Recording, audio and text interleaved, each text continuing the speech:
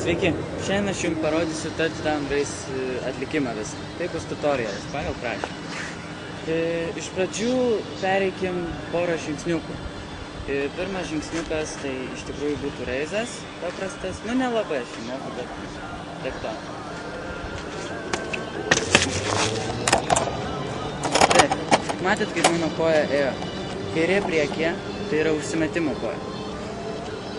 Moji su pečiais rankom į priešingą pusę, per kurią šokį. Statai dešinę koją taip, nuo jos atsispiri. Būtinai kulnas turi žiūrėti į tą pusę, kur šoki ir būti atkeltas. Ir taip statai dėl to, kad galėtum pašokti į orą. Kai darai užsimojimą, pastatęs dešinę koją, lenkiesi per krūtinę maždaug va taip. Link žemės trauki pečius ir moji su kairė ranka čia, o su dešinė į vidinę pusę, va taip.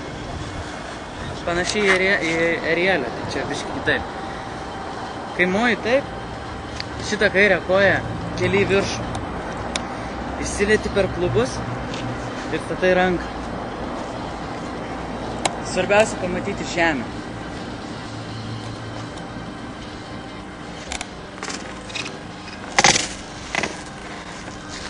Tai buvo touchdown reizas.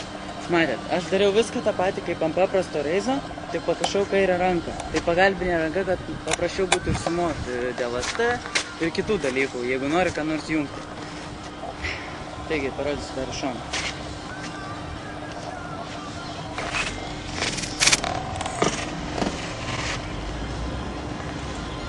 Esmė tame, kad kai pašoki nuo žemės, turi tempti krūtinę taip, kad jaustum tempimą šiek tiek ir nugarą kuo stipriau išriesti. Kai pastatai ranką, nuo jos atsispirdamas, maždaug va tokiam aukštui turi būti ranka, kai tavo koja pareina čia ir tu keli visą viršutinę kūno dalį. Tada geras ST eina. Parodysiu su čitgainiu arba kortu.